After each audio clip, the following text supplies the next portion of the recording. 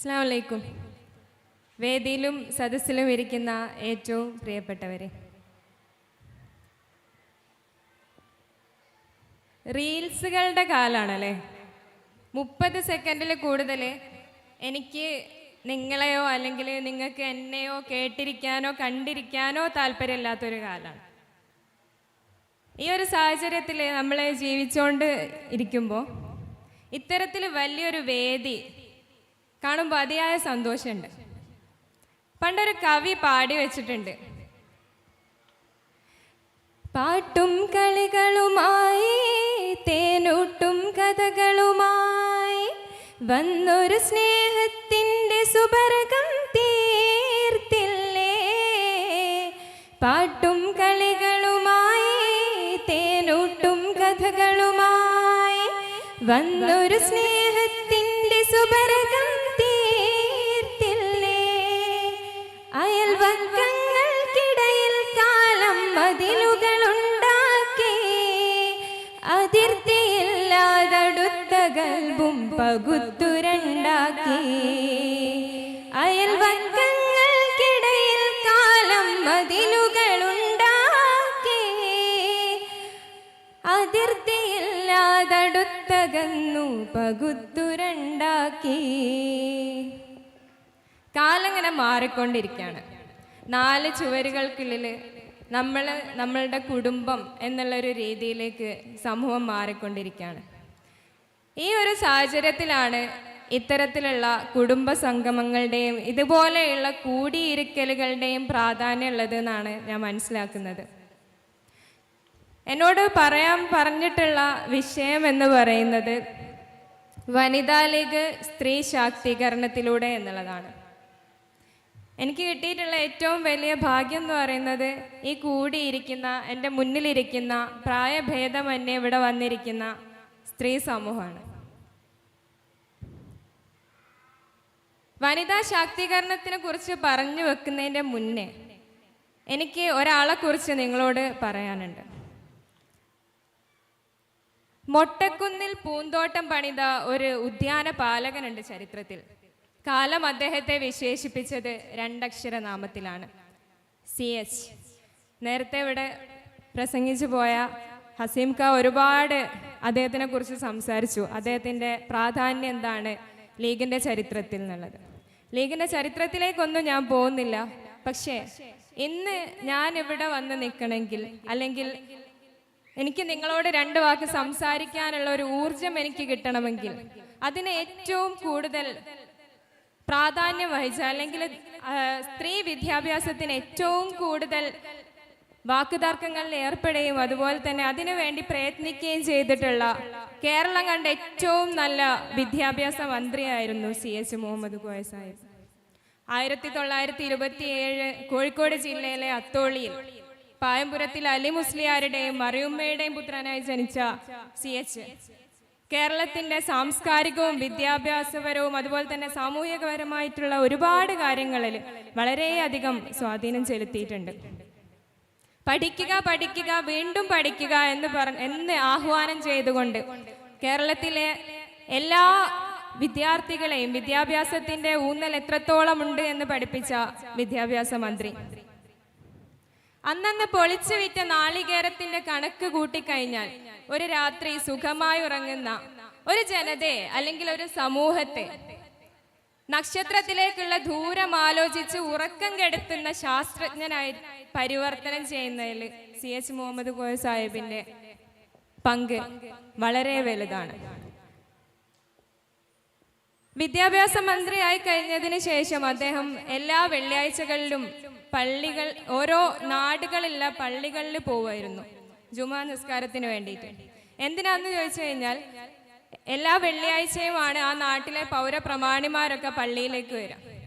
അപ്പോൾ അദ്ദേഹത്തിന് ആകെ ഉണ്ടായിരുന്ന ഒരു ലക്ഷ്യം എന്താന്ന് വെച്ച് കഴിഞ്ഞാൽ അദ്ദേഹത്തിന്റെ പരിസരത്തുള്ള എല്ലാ പള്ളിയോടും ചേർന്നിട്ട് ഒരു സ്കൂള്. അപ്പോൾ ഈ നാട്ടിലുള്ള പൗരപ്രമാണിമാർ വരുന്ന സമയത്ത് എനിക്ക് അവരോട് സ്കൂള് നിർമ്മിക്കണം, അല്ലെങ്കിൽ ഈ നാട്ടിലൊരു സ്കൂള് വേണം എന്നുള്ള കാര്യം സംസാരിക്കാൻ വേണ്ടിയിട്ടാണ് ഞാൻ ഇങ്ങനെ ചെയ്തിരുന്നതെന്ന് എവിടെയോ പറഞ്ഞത് ഞാൻ ഓർക്കുന്നുണ്ട്. വിഷയത്തിലേക്ക് വരുമ്പോൾ, അതായത് പിന്നെ CH മുഹമ്മദ് കോയ സാഹിബിനെ പറ്റി തുടങ്ങി വെച്ചത് എന്താന്ന് വെച്ചാൽ, നമ്മൾ എന്ന് പഠിക്കുന്ന അല്ലെങ്കിൽ ഇവിടെ കൂടിയിരിക്കുന്ന നമ്മളെ ചെറിയ കുട്ടികൾ, ഞാനിവിടെ കോളേജിലൊക്കെ പഠിക്കുന്ന കുട്ടികളെ കാണുന്നുണ്ട്, അതേപോലെ തന്നെ അവരുടെ രക്ഷിതാക്കൾ ഇവിടെ ഇരിക്കുന്നുണ്ട്.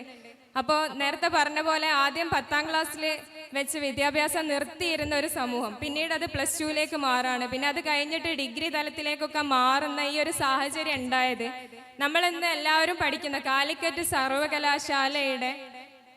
സർവകലാശാല തുടക്കം കുറിക്കാൻ ഏറ്റവും കൂടുതൽ പ്രാധാന്യം വഹിച്ചത് CH മുഹമ്മദ് കോയ സാഹിബാണ്. അപ്പോൾ അദ്ദേഹം അന്ന് അങ്ങനെ ഒരു തട്ടമിട്ട പെൺകുട്ടികൾ എന്തായാലും പഠിച്ചിരിക്കണം, അവര് വെറും അടുക്കളയിലേക്ക് മാത്രമുള്ള യന്ത്രങ്ങളല്ല എന്ന് ഉറക്കെ പ്രഖ്യാപിച്ചുകൊണ്ടായിരുന്നു CHന്റെ കടന്നുവരവ്. അതുകൊണ്ടാണ് ഞാൻ അടങ്ങുന്ന പെൺ സമൂഹത്തിന് ഇന്ന് എന്തെങ്കിലുമൊക്കെ ശബ്ദിക്കാനുള്ള ഒരു ഊർജവും അതുപോലെ തന്നെയുള്ള അതിനുള്ള ഒരു അവകാശമൊക്കെ ഇന്ന് കിട്ടിയിട്ടുള്ളത്. ന്യൂനപക്ഷങ്ങളുടെ സംരക്ഷണത്തിന് വേണ്ടിയിട്ടായിരുന്നു അദ്ദേഹം കൂടുതലായിട്ടും ഊന്നൽ കൊടുത്തിരുന്നത്. മെജോറിറ്റി ഉള്ള അല്ലെങ്കിൽ ഭൂരിപക്ഷമുള്ള ആൾക്കാർക്ക് വേണ്ടിയിട്ട് സംസാരിക്കാൻ ആരുടെയും ആവശ്യമില്ല, അത് അവരെ നേടിയെടുത്തോളും. എന്നാൽ മൈനോറിറ്റി ആയിട്ടുള്ള ന്യൂനപക്ഷങ്ങളുടെ അവകാശങ്ങളുടെ സംരക്ഷണത്തിന് വേണ്ടിയിട്ടാണ് ആള് വേണ്ടത് എന്നുള്ളൊരു ബോധം അദ്ദേഹത്തിന് ഉണ്ടായിരുന്നു. എന്താണ് സ്ത്രീ ശാക്തീകരണം എന്ന് പറയുന്നത്? നിങ്ങളോട് അവിടെ വന്നിട്ട് എനിക്ക് ചോദിക്കണം എന്നുണ്ട്, പക്ഷേ ഇവിടെ ഇങ്ങനെ നിൽക്കായതുകൊണ്ട് നിങ്ങളെ ഉത്തരം കേൾക്കാൻ എനിക്ക് നിർവാഹമില്ല. എന്നാലും ഞാൻ ചോദിക്കുകയാണ്, എന്താണ് ഈ സ്ത്രീ ശാക്തീകരണം എന്ന് പറയുന്നത്? നമ്മുടെ സമൂഹത്തിന്റെ വികസനത്തിൽ ഏറ്റവും കൂടുതൽ പങ്ക് വഹിക്കുന്ന ഒരു വിഭാഗമാണ് മനുഷ്യന്മാരെന്ന് പറയുന്നത്.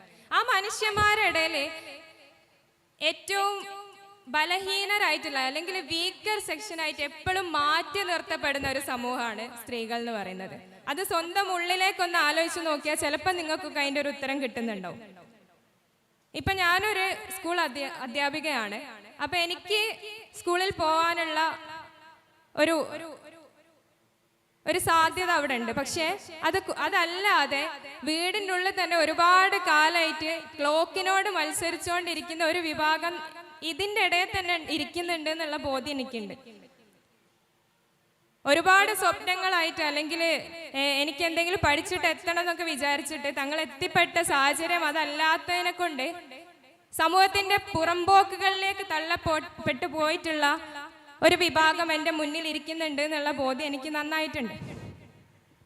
അപ്പോൾ എന്താണ് ഈ സ്ത്രീ ശാക്തീകരണം എന്നുള്ള വിഷയം നമ്മൾ ചർച്ച ചെയ്യേണ്ടതിൻ്റെ ആവശ്യകത എന്നുള്ളതാണ് ഞാൻ പറയുന്നത്. അപ്പൊ ഇത്തരം പുറന്തള്ളപ്പെട്ടു പോകുന്ന ഒരു സമൂഹത്തിന് അല്ലെങ്കിൽ സ്ത്രീ വിഭാഗത്തിന് ഏറ്റവും കൂടുതൽ പ്രാധാന്യവും അതുപോലെ തന്നെ അവർക്ക് ഏറ്റവും കൂടുതൽ സംരക്ഷണവും നൽകുന്ന ഒരു പാർട്ടിയാണ് മുസ്ലിം ലീഗ് എന്ന് പറയുന്നത്.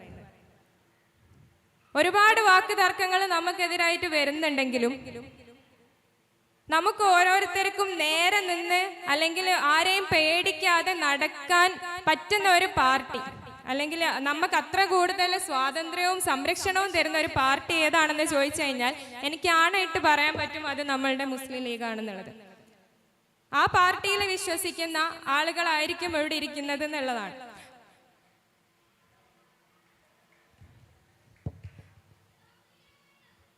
അപ്പോ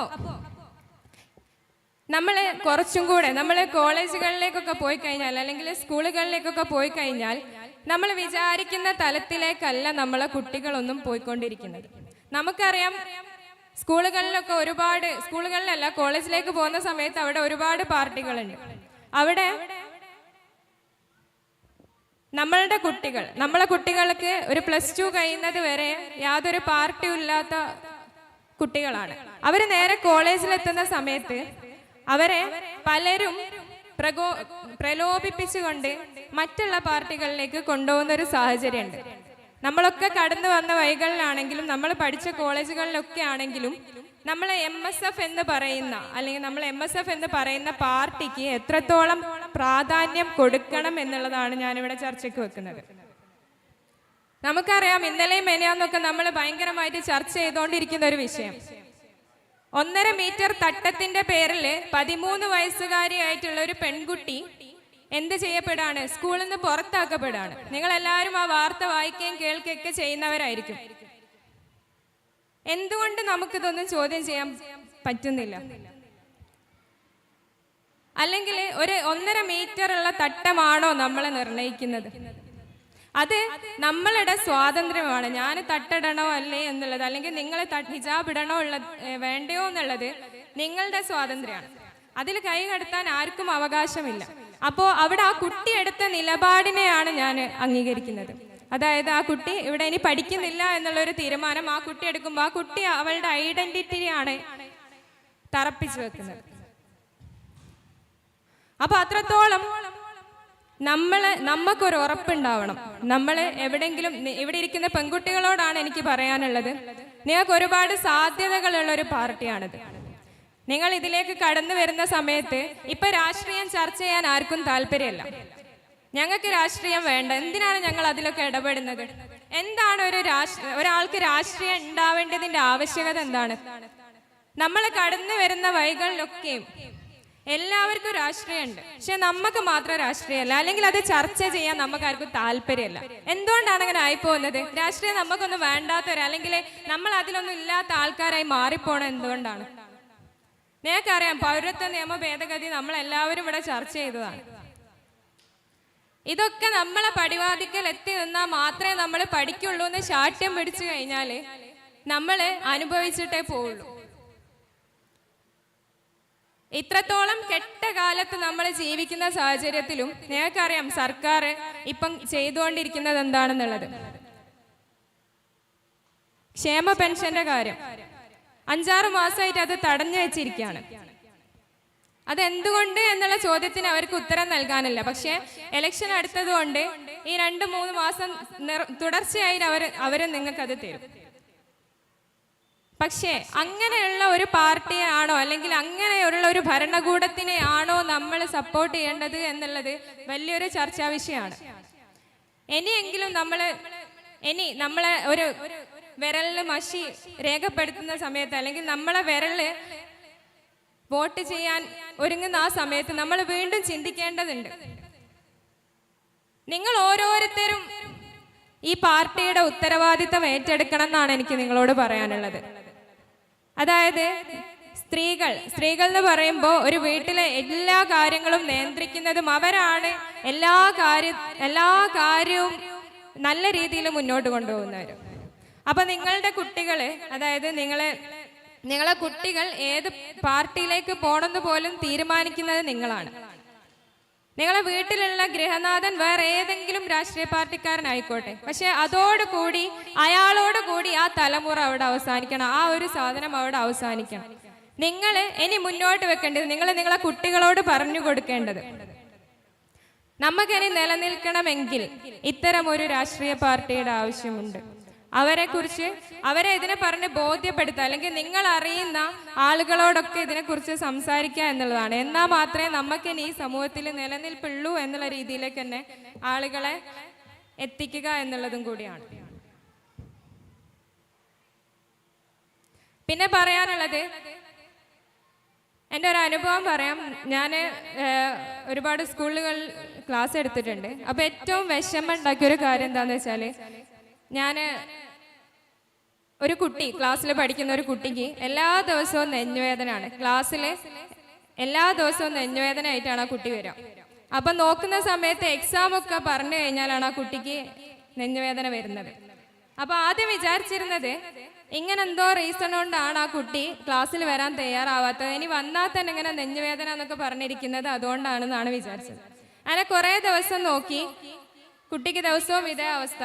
പിന്നീട് ആ കുട്ടിയെ ഒറ്റക്ക് വിളിച്ചു. അന്നപ്പോഴും പറയുന്നുണ്ട്, എനിക്ക് ക്ലാസ്സിൽ നിന്ന് ഒരു കുട്ടീനോട് അടി കിട്ടിയിട്ടാണ് എനിക്കിങ്ങനെ വേദന വന്നിട്ടുള്ളത് എന്നുള്ളത്. എന്നിട്ടും വിശ്വാസമാവാത്തത് കൊണ്ട് ആ കുട്ടീനെ വീണ്ടും വീണ്ടും ചോദിച്ച്, പിന്നെ ഇങ്ങനെ ചോദ്യം ആവർത്തിച്ച സമയത്ത് കുട്ടി സ്കൂളിലേക്ക് വരാതായി. പിന്നെ എന്നോട് ദേഷ്യമായി, ചോദ്യം ചോദിച്ച് എന്നോട് ഭയങ്കര ദേഷ്യമായി. ആ ടീച്ചറിനെ കൂടെ കിട്ടട്ടെ, ഞാൻ കൊന്നു കളയെന്നൊക്കെ ഉമ്മാനോട് പറഞ്ഞു. അത് കേട്ടപ്പോൾ സത്യത്തിൽ എനിക്കും പേടി തോന്നി. ഞാനിങ്ങനെ കുത്തി ചോദിച്ചു, ആ കുട്ടിക്ക് വേറെ എന്തെങ്കിലും പ്രശ്നമായോ? ഇവനെ വീട്ടിൽ നിന്ന് ഭയങ്കര ദേഷ്യപ്പെടലാണ് പാരൻസിൻ്റെ അടുത്ത്. അതേപോലെ പിന്നെ അടിക്കുക, മറ്റുള്ള അനിയത്തിമാരൊക്കെ അടിക്കുക, ഇങ്ങനെയൊക്കെ ഉണ്ടായ സാഹചര്യത്തിലാണ് ഇവരൊരു കൗൺസിലിങ്ങിന് കുട്ടീനെ കൊണ്ടുവന്നത്. 5ാം ക്ലാസ്സിൽ പഠിക്കുന്ന കുട്ടിയാന്നുള്ളത് ആലോചിക്കണം. കൗൺസിലിങ്ങിന് കൊണ്ടുപോയ സമയത്താണ് ആ കുട്ടി പറയുന്നത്, ഞാൻ സ്ഥിരമായിട്ട് സ്കൂൾ ബസ്സിൽ പോകുന്ന ഒരു കുട്ടിയായിരുന്നു, പക്ഷേ ഒരു മാസമായിട്ട് ഞാനിപ്പോ പോകുന്നില്ല. അപ്പൊ എന്തുകൊണ്ടാണെന്ന് ചോദിച്ച സമയത്ത് ഒന്നുമില്ല, എനിക്ക് പോവാൻ താല്പര്യമല്ല. വീണ്ടും ചോദിച്ചു, അല്ല ഞാൻ എൻ്റെ ഫ്രണ്ട്സിൻ്റെ ഒക്കെ കൂടെ കൂടി ഇങ്ങനെ പോയതാണ്. അപ്പൊ എന്തിനാണ് ഇങ്ങനെ പോകുന്നത്? അത് പിന്നെ ഈ കുട്ടിക്ക് ഉത്തരല്ല. നിങ്ങളെ രക്ഷിതാക്കളെ കൃത്യമായിട്ട് കേൾക്കണം. നിങ്ങളെ കുട്ടികളെ കുറിച്ചിട്ടാണ് ഞാൻ സംസാരിക്കുന്നത്, ആ ഒരൊറ്റ കുട്ടിനെ കുറിച്ചിട്ടല്ല. അപ്പൊ എന്തിനാണ് സ്കൂൾ ബസ് ഒഴിവാക്കിയെന്നുള്ളതിനെ കുറിച്ച് ചോദിച്ചപ്പോ കുട്ടിയുടെ ഉത്തരം അതാണ്, ഞാനും കൂട്ടുകാരും നടക്കുന്ന സമയത്ത് ഞങ്ങൾക്ക് എല്ലാ ദിവസവും ഒരാള് മുട്ടായി തരാറുണ്ട്. വീട്ടിൽ നിന്ന് പൈസ ചോദിച്ചാൽ തരാറില്ല, അതുകൊണ്ട് അങ്ങാടിയിൽ നിന്ന് മുട്ടായി കിട്ടുമ്പോൾ ഞങ്ങൾക്ക് ഭയങ്കര രസമാണ്, അതുകൊണ്ടാണ് ഞങ്ങൾ നടക്കുന്നത്. ഈ കുട്ടി ഒരാഴ്ചയോളം തുടർച്ചയായിട്ട് ഈ മുട്ടായി കഴിച്ചു. ഇതെന്ത് മുട്ടായാണ് എന്നുള്ളതിനെ കുറിച്ചിട്ട് ആ കുട്ടിക്കോ കൂടെ നടക്കുന്ന കുട്ടികൾക്കോ യാതൊരു ബോധവുമില്ല. ഇവരത് കണ്ടിന്യൂസ് ആയിട്ട് കഴിക്കുകയും അതിൻ്റെ ആഫ്റ്റർ എഫക്റ്റ് ആണ് ഈ കുട്ടി ക്ലാസ്സിൽ വന്ന് നെഞ്ഞുവേദന എന്ന് പറയുന്നത് എന്നുള്ളത് മനസ്സിലായി. അങ്ങനെ വീണ്ടും കൗൺസിലിങ്ങിന് ഇരുത്തി കുട്ടിയോട് കാര്യങ്ങൾ ചോദിച്ച സമയത്ത്, സ്കാനിങ് ഒക്കെ ചെയ്ത സമയത്ത് മനസ്സിലായി ഈ കുട്ടിയുടെ വയറ്റില് അമിതമായിട്ടുള്ള അളവില് മയക്കുമരുന്ന് എത്തിയിട്ടുണ്ട് എന്നുള്ളത്. അന്ന് ആ വാർത്ത കേട്ടപ്പോൾ ഞങ്ങൾ ഞെട്ടിപ്പോയി. എന്താന്ന് വെച്ച് കഴിഞ്ഞാൽ വളരെ നിഷ്കളങ്കരായിട്ടുള്ള കുട്ടികളാണ്. അവരെ ഒന്ന് കണ്ണുരുട്ടുന്ന സമയത്തേക്ക് കരഞ്ഞു പോകുന്ന കുട്ടികളാണ്. അവരെ വയറ്റിലാണ് ഇങ്ങനെ ഒരു സാധനം എത്തിയിട്ടുണ്ട് എന്നുള്ളത് മനസ്സിലായപ്പോൾ ഞങ്ങൾ ആകെ ഞെട്ടിത്തരിച്ചു. അങ്ങനെ പിന്നീട് കുറെ കാലത്തേക്ക് കുട്ടി സ്കൂളിൽ വന്നില്ല. പിന്നെ ഒരു മാസക്കാലം കഴിഞ്ഞതിന് ശേഷം ഞങ്ങൾ ആ കുട്ടീൻ്റെ വീട്ടിൽ പോയ സമയത്ത് ആർക്കും മുഖം കൊടുക്കാൻ തയ്യാറാവുന്നില്ല. അമ്മനോട് പറഞ്ഞു, ആ ടീച്ചർ വന്നിട്ടുണ്ടെങ്കിൽ ഇറങ്ങി പോയിക്കോളാൻ പറഞ്ഞു. അങ്ങനെ ഒരു രക്ഷയില്ല. കുറെ സമയം ഇരുന്ന് നോക്കി. അവസാനം എന്തോ അവന് കുറച്ച് അലിവ് തോന്നിയിട്ടായിരിക്കും, ഇത്രയും സമയം അവൻ എടുത്തല്ലോ എന്ന് തോന്നിയിട്ട് എന്തായിരിക്കും, കുറച്ചൊന്ന് മയപ്പെട്ട് ഞാൻ സ്കൂളിലേക്ക് വരാമെന്ന് പറഞ്ഞു. അപ്പൊ അതിൻ്റെ ഇടയിൽ അവൻ ഏറ്റവും ഉണ്ടായ ഒരു പ്രശ്നം എന്താന്ന് വെച്ചാല്, ഇത് ഇവന്റെ സഹപാഠികൾ ആരോ അറിഞ്ഞിട്ട് ഈ കുട്ടി നോർമലായി വരുന്ന സമയത്ത് അവനോട് പോയി ചോദിച്ചു, എടോ എനിക്കാരോ മുട്ടായൊക്കെ തരുന്നുണ്ടെന്ന് പറഞ്ഞല്ലോ, ഇനി മയക്കുമരുന്ന് ഉപയോഗിച്ചിട്ടുണ്ടോ? ഇതും കൂടെ കേട്ടപ്പോ കുട്ടിക്ക് ആകെ അവന്റെ കൺട്രോള് പോയി. അതാണ് സംഭവിച്ചത്. അങ്ങനെ ഇവന് അന്ന് സ്കൂളിൽ വന്ന് എക്സാം എഴുതുകയും തിരിച്ചു പോവുകയൊക്കെ ചെയ്തു. പക്ഷെ ഇപ്പോഴും അതിന്റെ ആ ഒരു ആഘാതത്തിൽ നിന്ന് കുട്ടി പുറത്തേക്ക് വന്നിട്ടില്ല എന്നുള്ളതാണ്. അത് കഴിഞ്ഞ് വീണ്ടും ഒരു സംഭവം ഉണ്ടായി. ഈ ഉറുദു എന്ന് പറയുന്ന വിഷയം ഒരുപാട് കുട്ടികളില്ലാത്തതുകൊണ്ട് തന്നെ ആ സമയത്ത് ആ പീരീഡിന് മാത്രമാണ് കുട്ടികൾ ആ ക്ലാസ്സിലേക്ക് പോവുക. അപ്പോൾ ഒരു ഉറുദുവിന്റെ ടീച്ചർ ക്ലാസ്സിലേക്ക് ചെന്ന സമയത്ത് അവിടെ സിഗരറ്റിന്റെ മണം, 6ാം ക്ലാസ്സിൽ പഠിക്കുന്ന കുട്ടികളാണ്, സിഗരറ്റിന്റെ മണം. കുട്ടികൾ അത് പുറത്തേക്ക് ഇട്ടിട്ട് ഓടിപ്പോയിട്ടുണ്ട്. ഈ സ്മെല്ലടിച്ച സമയത്ത് ടീച്ചർ അതിന്റെ മുന്നേ അവിടെ ഉണ്ടായിരുന്ന കുട്ടികളെ എല്ലാവരെയും വിളിപ്പിച്ചു. ആരാണിത് ചെയ്തത് എന്നൊക്കെ ചോദിച്ചു. ആരും മിണ്ടുന്നില്ല. അവസാനം അതിലൊരു കുട്ടി, ആരാണ് വലിച്ചതെന്ന് എനിക്കറിയാം, ഞാൻ കാണിച്ചു തരാമെന്ന് പറഞ്ഞിട്ട് അവിടുത്തെ പ്രധാന അധ്യാപകനെ കൂട്ടിയിട്ട് 3 ഫ്ലോർ ഉണ്ട്, ആ 3 ഫ്ലോറിലെ എല്ലാ ക്ലാസ്സുകളിലും ഈ സാറിനെയും കൊണ്ടുപോയി.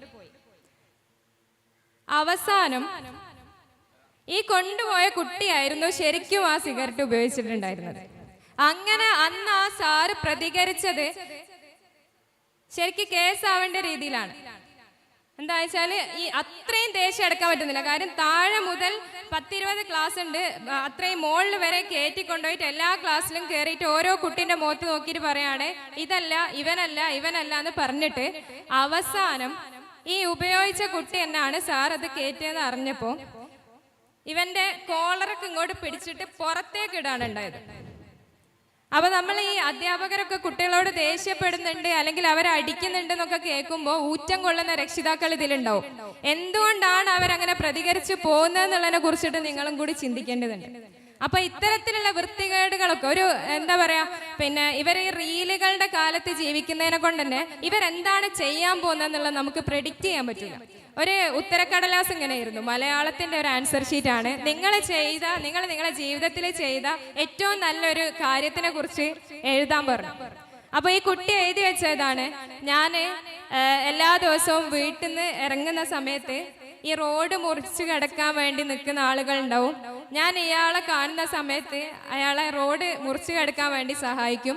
അപ്പൊ എല്ലാരും നാട്ടുകാരെല്ലാരും കൂടി ചേർന്നിട്ട് എന്നെ നോക്കിയിട്ട് പാടും, നന്മയുള്ള ലോകമേ, അങ്ങനെ എഴുതി വെച്ചിട്ടുണ്ട്. അത് കഴിഞ്ഞ് ഞാൻ വീണ്ടും മുന്നോട്ടേക്ക് പോകും. മുന്നോട്ട് പോകുന്ന സമയത്ത് പിന്നെ എന്താണ്, ഈ വണ്ടികൾ ഇങ്ങനെ സ്റ്റാൻഡ് തട്ടാതെ പോകുന്നുണ്ടാവും. അപ്പൊ ആ സ്റ്റാൻഡ് തട്ടാൻ ഞാൻ അവരെ ഓർമ്മിപ്പിക്കുമ്പോൾ നാട്ടുകാർ വീണ്ടും പാടും, നന്മയുള്ള ലോകമേ. അത് കഴിഞ്ഞ് കണ്ണ് കാണാത്ത ഒരാളെ വീണ്ടും ഞാൻ റോഡ് മുറിച്ചു കടക്കാൻ സഹായിക്കുമ്പോൾ അവര് വീണ്ടും ഇതെന്നെ ചെല്ലും. അങ്ങനെ ഈ കണ്ണ് കാണാത്ത ആൾ എനിക്ക് 10 രൂപ തരും. ആ 10 രൂപയായിട്ട് ഞാൻ കടയിൽ ചെല്ലുമ്പോൾ അവരെന്നോട് പറയും, ഈ പൈസ ഒന്നും വേണ്ട, നീ ഇത്രയും നല്ലൊരു കാര്യം ചെയ്തല്ലേ, നീ വെറുതെ ചായ കുടിച്ചോ. അപ്പൊ ഇതാണ് ഞാൻ എൻ്റെ ജീവിതത്തിൽ ചെയ്ത ഏറ്റവും വലിയ നന്മ. അപ്പോ ഇവർക്ക് അനുഭവങ്ങളില്ല, എന്നാലും റീൽസിൽ കാണുന്ന കാര്യങ്ങൾ ഇവരുടെ അനുഭവങ്ങളായിട്ട് ഇവരെ ചിത്രീകരിക്കുകയാണ് ചെയ്യുന്നത്. അപ്പൊ അത്രത്തോളം ഒരനുഭവത്തിലൂടെയും കടന്നു പോവാതെ ഫോണിൻ്റെ ഉള്ളിൽ മാത്രം ശ്രദ്ധ കേന്ദ്രീകരിച്ചിട്ട്, അല്ലെങ്കിൽ ഈ ലഹരിക്ക് മാത്രം അടിമപ്പെട്ടിട്ട് ക്ലാസ്സിൽ ഒരാൾ കൊണ്ടുവന്നാൽ മതി, ആ ക്ലാസ്സിലെ 10-20 ആൾക്കാരും അത് വലിച്ചു നോക്കിയിരിക്കും. ഉറപ്പായിട്ടുള്ള കാര്യമാണ്. ഈ ഇലക്ട്രോണിക് വൈപ്പ് എന്ന് പറഞ്ഞൊരു സാധനം ഉണ്ട്. നിങ്ങൾ ആരും കേട്ടിട്ടുണ്ടോ? ഹുക്കാന്ന് കേട്ടിട്ടുണ്ടാവും അല്ലേ? നിങ്ങൾ കേട്ടിട്ടുണ്ട്? ഇവിടെ ഇരിക്കുന്ന കുട്ടികൾ പറയുന്നുണ്ട്, ഇതിന് ആൻസർ പറയുന്നുണ്ട്. ഉണ്ട് എന്ന് കേൾക്കരുത് എന്നാണ് ഞാൻ ആഗ്രഹിക്കുന്നത്. അപ്പോൾ ഈ ഇലക്ട്രോണിക് വൈപ്പ് എന്ന് പറഞ്ഞ സാധനം ഞാൻ ജീവിതത്തിൽ ആദ്യമായിട്ട് കേട്ട സമയത്ത് ഞാൻ ഗൂഗിൾ ചെയ്ത് നോക്കി. അപ്പോൾ ഇതിൻ്റെ ഒരു പ്രത്യേകത എന്താന്ന് വെച്ച് കഴിഞ്ഞാൽ, ഇത് ഈ മയക്കുമരുന്നാണെന്നൊന്നും നമുക്ക് കണ്ടു കഴിഞ്ഞാൽ മനസ്സിലാവില്ല, അല്ലെ ലഹരിയാണെന്ന്. ഒരു സ്പ്രേ കുപ്പി നിങ്ങളെ ക്ലാസ്സിൽ, ഞങ്ങൾ ഏറ്റവും കൂടുതൽ സ്കൂളിൽ നിന്ന്, ഞാനൊരു +2 കുട്ടികളെ പഠിപ്പിക്കുന്ന അധ്യാപികയാണ്. അപ്പോൾ അവരെ വേഗം ഏറ്റവും കൂടുതൽ കണ്ടെടുക്കുന്ന സാധനം എന്താണെന്ന് വെച്ചാൽ ഈ സ്പ്രേ ആണ്. ഈ സ്പ്രേ എന്തിനാണ് സ്കൂളിൽ കൊണ്ടുവരുന്നത്? നമ്മൾ സ്കൂളിലേക്ക് പോകുന്ന സമയത്ത് മേലടിക്കാൻ വേണ്ടി മാത്രം ഉപയോഗിക്കുന്ന ഒരു സാധനം ഇവരെന്തിനാണ് സ്കൂളിൽ കൊണ്ടുവരുന്നതെന്ന് ഞങ്ങൾ കുറേ പ്രാവശ്യം ചിന്തിച്ചിട്ടുണ്ട്. അപ്പൊ പിന്നീടാണ് അതേ രൂപത്തിലുള്ള ഒരു സാധനം, അത് നിങ്ങൾ ആരുടെയും കുട്ടികളുടെ ബാഗെന്നോ റൂമെന്നോ കണ്ടെടുത്ത് കഴിഞ്ഞാൽ നിങ്ങൾ അത് പ്രത്യേകം ശ്രദ്ധിക്കുക, നമുക്ക് ആ സാധനം മനസ്സിലാവില്ല. അത് ഒരുപാട് ഫ്ലേവറിൽ കിട്ടാനുണ്ട് പോലും. അതായത് മാംഗോ, സ്ട്രോബെറി എന്നൊക്കെ പറഞ്ഞിട്ട് ഒരുപാട് ഫ്ലേവർ ഉണ്ട്. അപ്പൊ അത് 3000 പഫ് എടുത്തു കഴിഞ്ഞാലാണ് അതിൻ്റെ സാധനം അവസാനിക്കുക. അതിൻ്റെ ഒറ്റൊന്ന് കൊണ്ട് 3000 പഫ് എടുക്കും. അപ്പൊ ആ പഫ് എടുത്ത് കഴിഞ്ഞിട്ടാണ് രണ്ടാമത്തേനെ അന്വേഷിച്ച് ഈ കുട്ടികൾ പോകുന്നത്. അപ്പൊ ഏകദേശം ഒരു 3000 വേണ്ട, ഒരു 500 പഫൊക്കെ എടുത്തു കഴിഞ്ഞാൽ തന്നെ ആളെ കാര്യം തീരുമാനവും. അപ്പോ ഇങ്ങനെ എൻ്റെ ഒരു സുഹൃത്ത് ഞാൻ പറഞ്ഞു കേട്ടിട്ടുണ്ട്. അവൻ പറഞ്ഞെന്താന്ന് വെച്ച് കഴിഞ്ഞാല്, ഒരു കുട്ടി ഇത് കൊണ്ടുവന്നിട്ട് ആ സ്കൂളിൽ ഏറ്റവും നിഷ്കളങ്കനായിട്ടുള്ള കുട്ടി പോലും എന്ത് ചെയ്തിട്ടുണ്ട്, ഇത് ഉപയോഗിച്ചിട്ടുണ്ട്. അപ്പൊ ഒരു രസത്തിനാണ് ഇത് വലിച്ചു തുടങ്ങുന്നത്. ഞാൻ ഈ സ്ത്രീ ശാക്തീകരണവും ലഹരിയുമായിട്ട് കൂട്ടി പിണച്ചതല്ല. ചില കാര്യങ്ങൾ രക്ഷിതാക്കളൊക്കെ ഇവിടെ ഇരിക്കുന്ന സമയത്ത് ഞങ്ങളോട് ഉണർത്തണം തോന്നിയത് കൊണ്ടാണ് ഞാൻ ഈ വിഷയങ്ങളൊക്കെ ഇപ്പൊ ഇവിടെ എടുത്തിടുന്നത്. അപ്പൊ ഇതിലൊക്കെ എന്താണ് സ്ത്രീകളുടെ, അല്ലെങ്കിൽ നിങ്ങൾ ഉമ്മമാരുടെ, അമ്മമാരുടെ പ്രാധാന്യം എന്താണെന്നുള്ളത് ആണ് എനിക്ക് പറയാനുള്ളത്.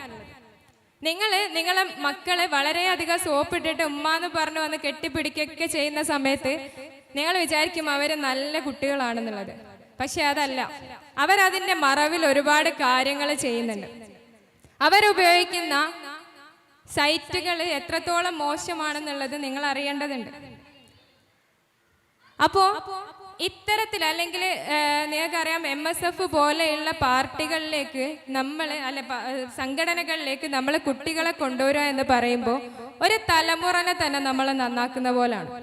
അവരെ സംസ്കാരം പഠിപ്പിക്കാൻ ഏറ്റവും നല്ലത്, അല്ലെങ്കിൽ അവര് മറ്റ് തെറ്റുകളിലേക്കൊന്നും പോവാതിരിക്കാൻ വേണ്ടിയിട്ടുള്ള ഏറ്റവും നല്ല മാർഗം എന്ന് പറയുന്നത് അവരെ ഈ സംഘടനകളിലേക്ക് കൊണ്ടുവരിക എന്നുള്ളത് തന്നെയാണ്.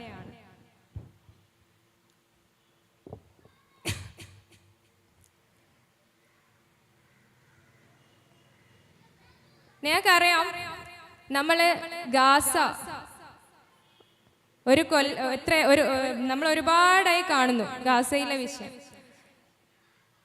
അത് മാത്രല്ല, നമ്മള് ഇന്ത്യ എന്ന് പറയുന്ന ഒരു രാജ്യം അടുത്തൊരു ഗാസയായിട്ട് മാറാൻ വലിയൊരു കാലമൊന്നും നമ്മള് കാത്തിരിക്കേണ്ടതില്ല. എന്താന്ന് വെച്ച് കഴിഞ്ഞാല്,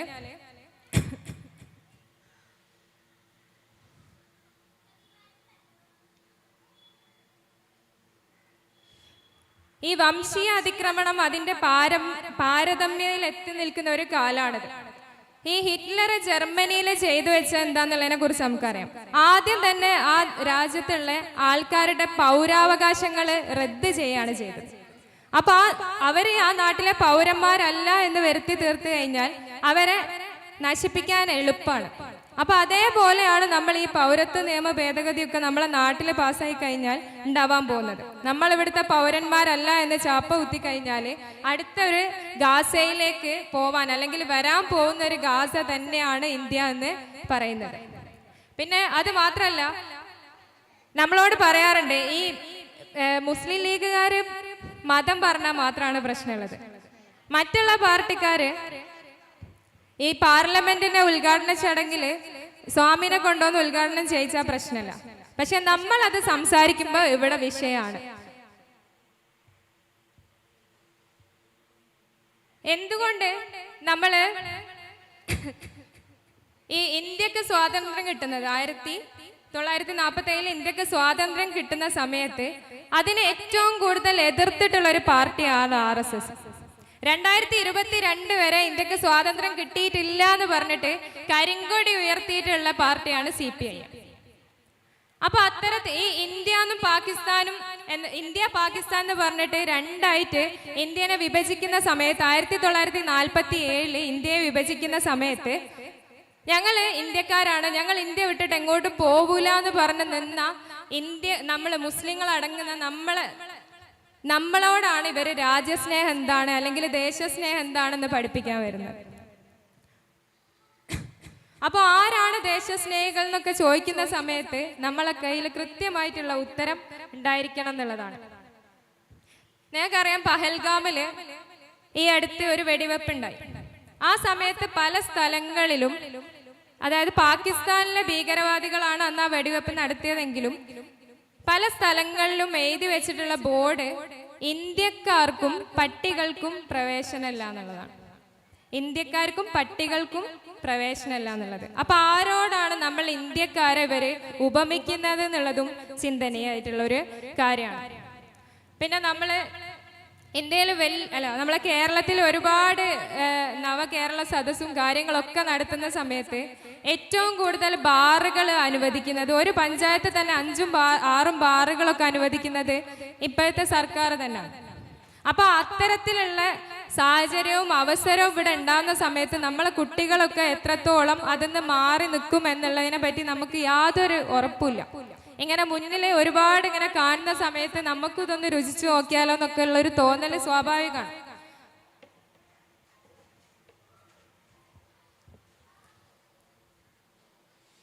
അപ്പൊ നമ്മൾ ആലോചിക്കേണ്ടത്, വിവേകാനന്ദൻ പണ്ട് പറഞ്ഞു വെച്ചിട്ടുണ്ട്, അതായത് കേരളം ഒരു ഭ്രാന്താലയാണ്.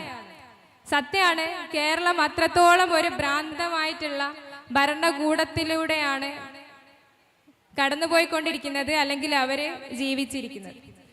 അപ്പൊ അതുകൊണ്ട് നമ്മൾ സ്ത്രീ ശാക്തീകരണത്തിനെ പറ്റി സംസാരിക്കുമ്പോൾ നിങ്ങൾ ഉമ്മമാരോട് ഞാൻ ഒന്നും കൂടെ ഉണർത്തുകയാണ്, നിങ്ങൾ ഇനിയും ഒന്നും കൂടെ ഉണർന്ന് പ്രവർത്തിക്കണം. നിങ്ങൾ ഒന്നും കൂടെ നമ്മളെ അടുത്ത ആളുകളോടും നിങ്ങൾ ഓരോരുത്തരും അതിന്റെ ഉത്തരവാദിത്തം ഏറ്റെടുത്തിട്ട് മുന്നോട്ട് പോകണം എന്നാണ് എനിക്ക് നിങ്ങളോട് ഈ അവസരത്തിൽ പറയാനുള്ളത്. അപ്പൊ ഇത്രയും നേരം എൻ്റെ വാക്കുകൾ ശ്രവിച്ച നിങ്ങൾക്ക് ഏവർക്കും നന്ദി അറിയിച്ചുകൊണ്ട് നിർത്തുന്നു. നന്ദി, നമസ്കാരം, അസ്സലാമു അലൈക്കും.